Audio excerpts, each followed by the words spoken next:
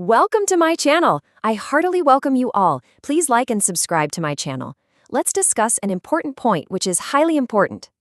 Hello, my dear future teachers. Are you ready to absolutely master the Child Development and Pedagogy section for CTEAT? I'm so thrilled to have you here today. We're diving into an explainer that's going to make studying an absolute joy. Let's crack this together. Just look at this beautiful, colorful page. I know. When you first glance at this dense, handwritten list of 20 different names and theories, it looks kind of intimidating, right? You're probably thinking, no way, how am I ever going to memorize all this before the exam?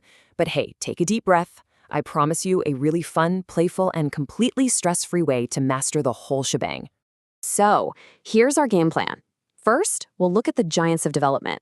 Second, behaviorism and conditioning rules. Third, intelligence and personality traits. Fourth, modern learning and humanism. And finally, the ultimate memory trick. All right, let's dive into this.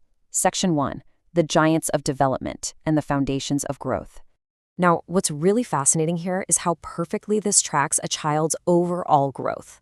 We start off with Jean Piaget and his cognitive development theory, which is all about how children actually think and process the world. Then we move on to Lev Vygotsky, who gave us the social constructivism theory. Next up is Lawrence Kohlberg with his moral development theory, basically how kids learn the difference between right and wrong. And wrapping up our absolute heavyweights is Erik Erikson with the psychosocial development theory. See?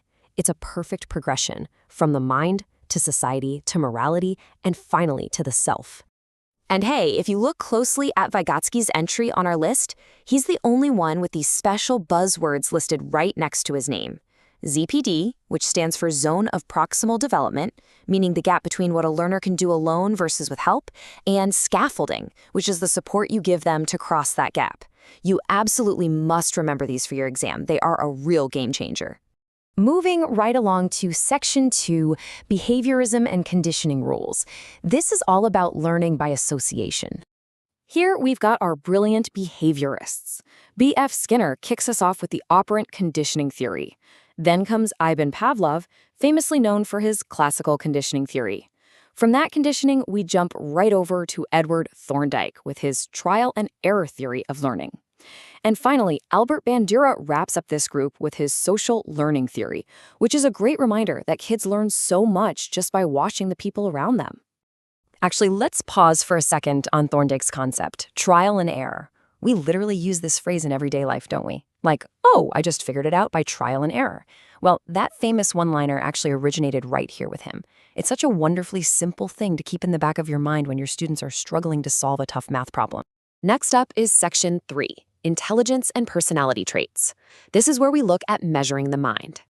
Okay, let's dive into this chart, because the numbers here are going to be your best friends for remembering this stuff. Howard Gardner champions the theory of multiple intelligences. Then Charles Spearman specifically focuses on the two-factor theory of intelligence.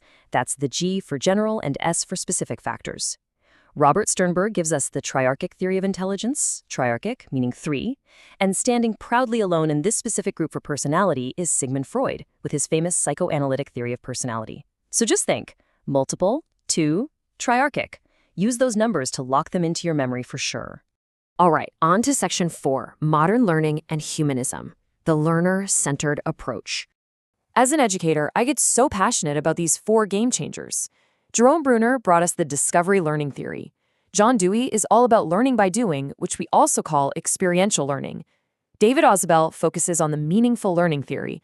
And of course, Maria Montessori with the world-famous Montessori method of education. They all totally shifted the classroom focus to doing, discovering, and making education genuinely meaningful. To round out our amazing list of 20, we have Abraham Maslow and his foundational hierarchy of needs. Donald Hebb brings us the theory of brain plasticity. B.G. Mendel maps out the theory of heredity, he's the father of genetics, and we end beautifully on Carl Rogers with his humanistic theory, reminding us to always keep the learner right at the center of everything. And now for Section 5, the ultimate memory trick. So I know exactly what you're thinking right now. You're looking at your notes, scratching your head, and asking, how do we possibly remember all 20 of these incredible theorists for the exam? It's literally the exact anxiety every student feels. But guess what? The creator of this cheat sheet left us a magical, playful little gift right at the bottom of the page. Just look at this trick to remember. It's written exactly like this in our source document. I want you to read it aloud along with me, like a fun little rhythm, okay? Are you ready?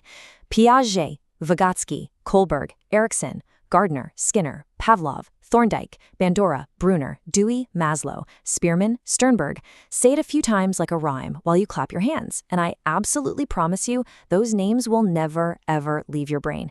Before we finish up, I really want to draw your attention to this beautiful note at the very bottom of the document. It simply says, "Note, these theories help us to understand how children grow, learn, and develop." And this brilliantly illustrates the whole point of our hard work.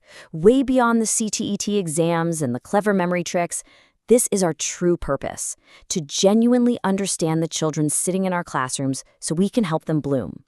So, I'm going to leave you with this final provocative thought. You are going to be an outstanding teacher, but out of all the brilliant minds we discussed today, which of these 20 theories will shape your future classroom the most? Will you be a Vygotsky using scaffolding, or maybe a Dewey letting them learn by doing? Think about it, embrace it. Thank you so much for exploring this explainer with me today. Please keep studying with a big smile, and I'll catch you in the next one.